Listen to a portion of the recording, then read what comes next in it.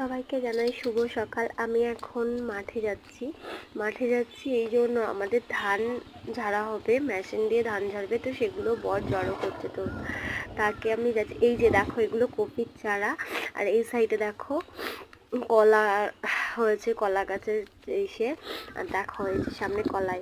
প্রাকৃতির দৃশ্য মানে পরিবেশটা এত সুন্দর লাগে। অনেক দিন পরে মাঠে যাচ্ছি, অবশ্য আমার মাঠের মধ্যেই বাড়ি। তো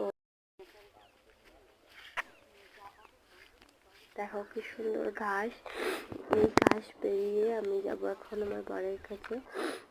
এই যে আমাদের ধান কাটা হয়ে গেছে, আমাদের ধান যেহেতু বাঁধবে না, মেশিন দিয়ে ঝাড়বে, এমনভাবেই মানে জড়ো করে রাখা হবে।